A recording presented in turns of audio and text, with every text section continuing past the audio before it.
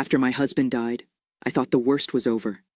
But then my own daughter knocked on my door, not to grieve, but to demand every cent of the $30 million he left me. When I said no, things got dark. First, my brakes failed. Then I caught her breaking into my home. But I didn't call the police. I called a detective. And when we uncovered her real plan, let's just say, dinner was almost my last meal. What do you do when your child wants you dead? For money. This is the story of how I turned the trap she set for me into her downfall. Before we begin, take a moment to subscribe if stories of justice, betrayal, and resilience speak to your soul. This one's personal, and it might just change the way you see family. When my husband Robert passed, everything changed. He was the quiet strength of our family. He handled the finances, the paperwork, the estate. When he died, it was like I'd lost not just a partner, but a compass. But I found something else, something that shocked me. In the weeks after his passing, I discovered he'd quietly moved our money, investing and saving with a kind of brilliance I never fully appreciated while he was alive. And just like that, I was worth $30 million. It wasn't instant. Lawyers, probate, accounts. It took months. But when it all settled, I sat in a sunlit office as my attorney told me, "Mrs. Sullivan, you're a very wealthy woman." I felt nothing. Not pride, not excitement. Just sadness. The first person I told, stupidly, was my daughter Rachel. She didn't cry. She didn't hug me. She said, "Wow, 30 million. That's... wow. You know, Mom, Brad and I have been struggling. You wouldn't believe the bills. The mortgage. Tyler's private school." She didn't even finish the sentence. She just looked at me like I was a vault she needed the key to. I should have known then. But I didn't. I told her I'd help with tuition. Maybe a little for their mortgage. But I wouldn't just hand over a blank check. Robert worked for this. And besides, I wasn't done grieving. Rachel changed after that. The phone calls stopped. The visits vanished. She only texted when she needed something, and when I said no, I'd get long silence or cold messages like, "Wow, so much for family." Weeks passed. Then the brakes on my car failed. I was driving back from the cemetery. I'd gone to leave flowers on Robert's grave. I remember the moment. A hill. A red light. I pressed the brake and... nothing. The car rolled through the intersection and into traffic. By some miracle, I wasn't hit. I steered into an empty lot and came to a slow stop. I thought maybe I'd just forgotten maintenance. But the mechanic found something chilling. "Someone tampered with your brake lines, ma'am," he said, frowning under the hood. This wasn't wear and tear. This was deliberate. Deliberate. The word rang in my ears like a gunshot. Who would want to hurt me? Rachel visited that evening, unexpectedly cheerful. "You're okay, right?" she asked, her voice sweet but hollow. "Cars are tricky. You should have let Brad look at it." I hadn't even told her about the brake failure yet. My stomach turned. I started locking my doors more. I double-checked windows. At night, I left a light on in every room. Then things escalated. I noticed drawers in my bedroom looked disturbed. Trinkets were moved. A scarf of mine went missing. The guest room door, always shut, was open one morning.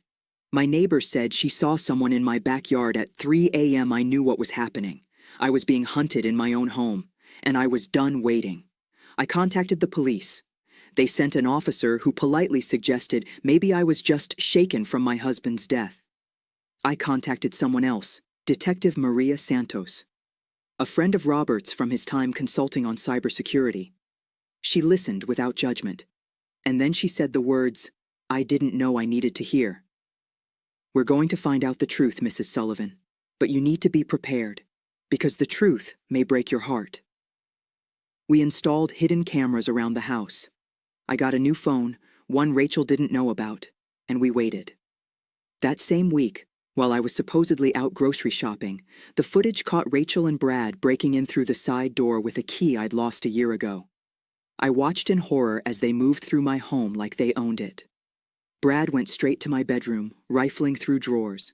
Rachel went to my office, and then she said it, clear as day. We have to make it look like an accident. The brakes didn't work. We need something she can't survive next time. I couldn't breathe. The daughter I'd raised was planning my death for $30 million, and she wasn't even being careful about it.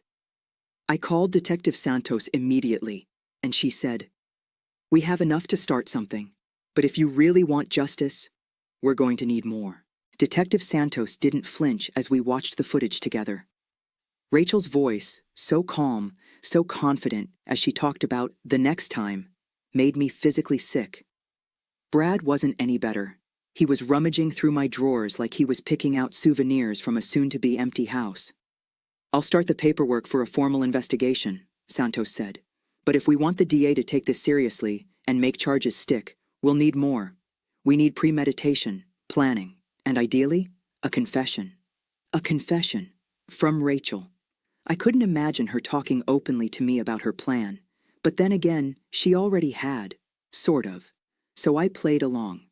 The next morning, I invited her to lunch.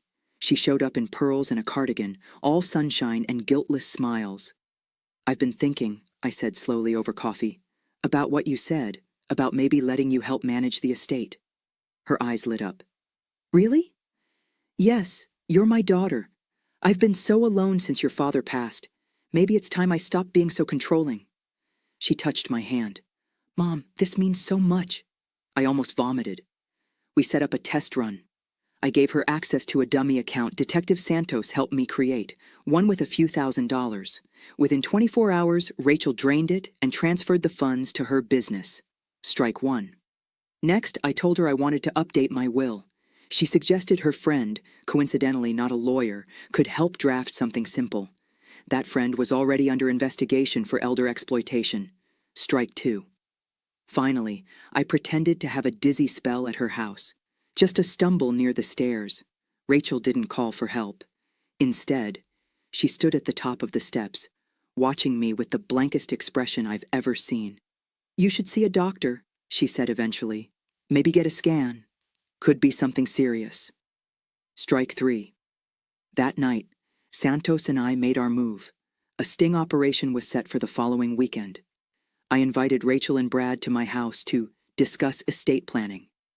What they didn't know? 2 undercover officers were hiding in the den. The house was wired, and I had no intention of staying quiet. I let them talk, let them spin their plans. Brad started throwing around words like liquidate and offshore options. Rachel even pulled out a USB drive she said had tax-friendly strategies for inheritance transfers. And then I dropped the act. "I know what you did," I said quietly. They both froze.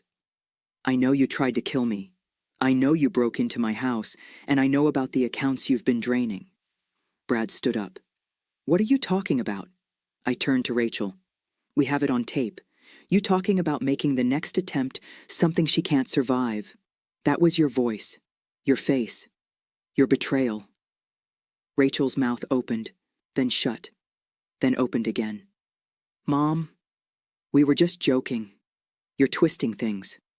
"Save it for the judge," said one of the detectives, stepping into the room. Brad's face turned ghost white. Rachel screamed.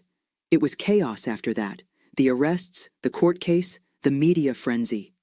Cedar Falls hadn't seen this much drama since the 4th of July parade ran over the mayor's dog. In court, my lawyer played the footage for the jury, the break-in, the conversation. Rachel's voice, so calm, so sure. They tried to argue it was a misunderstanding, a manipulation, but no jury in the world was going to believe that after seeing the tapes. Rachel was sentenced to 6 years for attempted elder abuse and financial fraud. Brad got 4 for conspiracy and attempted coercion. I didn't attend the sentencing. I didn't need to. Because by then, I was living somewhere new. A lakeside home Robert and I used to dream about but never bought. 2 stories. Big porch, birds in the morning, quiet at night, and peace. For the first time in years, I had peace. The community welcomed me like an old friend. I started volunteering at the local library, joined a quilting club, even picked up painting. Life wasn't just peaceful, it was full. Sometimes people ask if I miss Rachel. And the truth is, I miss who I thought she was, but not who she became. I still have the footage, still have the files, not because I want revenge, but because I never want to forget what love looks like and what manipulation looks like wearing love's face. Robert once told me, "The hardest part of getting older isn't the aches or the loss. It's realizing who's really by your side when there's nothing left to take." He was right, but he also gave me something more than wisdom. He gave me strength. He gave me protection. He gave me a second chance, even from beyond the grave. And I'm finally living the life we both deserved. Thanks for listening. If you've ever had to stand up to your own family, your voice matters here. Drop your story in the comments, and don't forget to subscribe, because more real stories like this are coming.